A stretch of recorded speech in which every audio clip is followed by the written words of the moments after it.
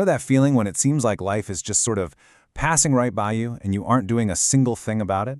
You sleep in a little too late, you scroll endlessly on your phone, you play just one more game or watch just one more episode, all while telling yourself, okay, I'm going to start in a little bit. But let's be real, that little bit never actually comes.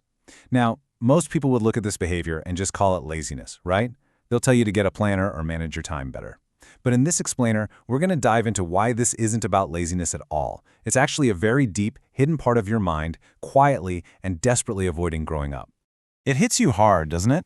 By the end of a totally unproductive day, you're lying there staring up at the ceiling, and this exact haunting question just echoes in your head.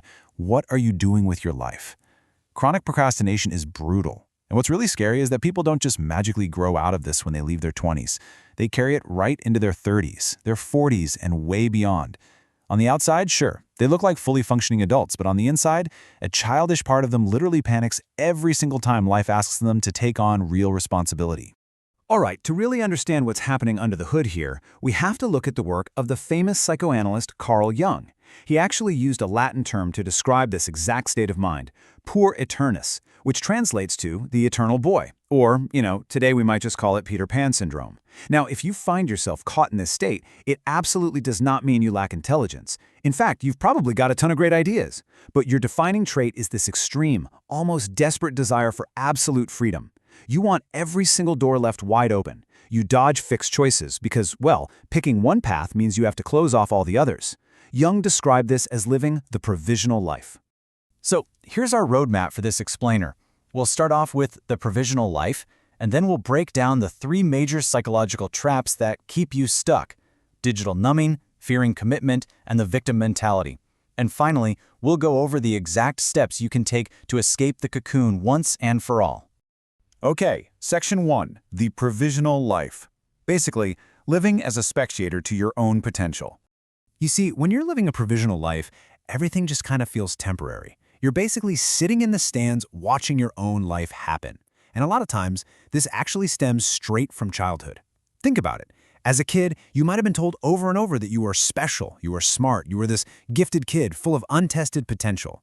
But then, you hit adulthood, and wow, the real world does not care about innate talent. It only rewards actual results, grit, persistence, and being able to handle rejection. For someone who grew up as the gifted kid, suddenly having to start from zero and prove yourself, that is a massive, terrifying threat to the ego.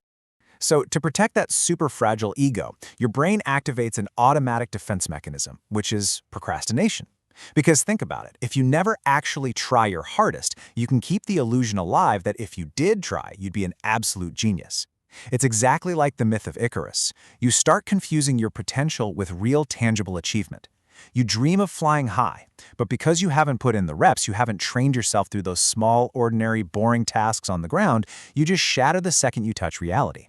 And when that gap between your big fantasies and your actual reality gets too wide, you end up falling into 3 devastating psychological traps. Which brings us to Trap 1, digital numbing, escaping the discomfort of reality. So what happens when the eternal child faces actual pressure or the fear of failure? Well, they don't solve the problem. Instead, they look for a quick escape, a psychological anesthetic.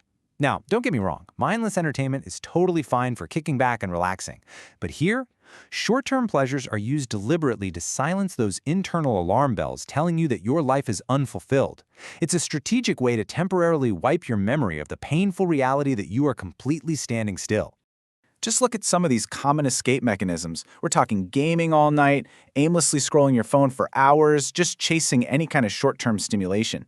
Notice the stark contrast here. Inside a video game, you get to be the hero, right? You've got status, power, clear achievements. But the literal second you turn off that screen, you're thrust right back into a completely empty reality. You're basically using the screen as a shield to hide from your own life.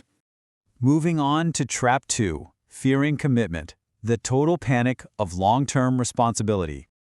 We see this panic of responsibility absolutely wreck personal relationships all the time. In the early stages of dating, when everything is just fun and the stakes are super low, the eternal child is all in. They're enthusiastic, they're charming. But the second that commitment stage hits, when you have to start sharing financial burdens or making real promises about the future, they feel completely suffocated. And to escape that trapped feeling, they'll start exaggerating their partner's flaws and unconsciously shifting all the emotional heavy lifting. Essentially, they force the other person to become their caretaker rather than an equal partner. And that leads us to Trap 3, victim mentality, blaming the world for your lack of motion. This trap is a mindset that literally tricks your brain into seeing every single external pressure as hard proof that the universe is actively working against you.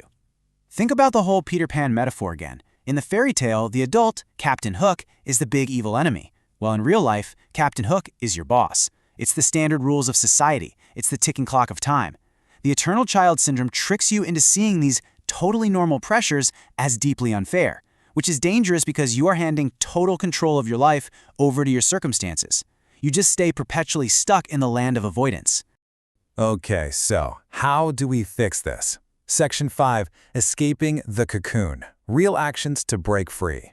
Look, the goal of calling out these traps isn't to make you feel guilty or beat yourself up. What you need right now are firm, real-world actions. Step 1, you gotta reframe responsibility. It is not a prison. Actually, scratch that. It's a protective wall that guards your dreams. Step 2, bravely embrace the ordinary. Start doing boring, mundane tasks in complete silence to pull your head out of the clouds and back down to earth.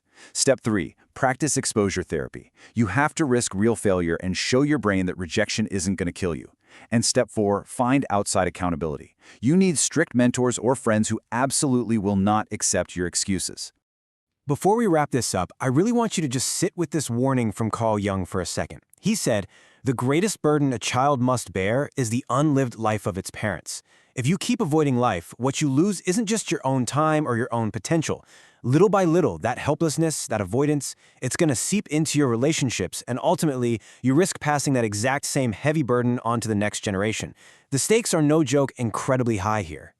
So here's the final question I'm going to leave you with today. You know that feeling when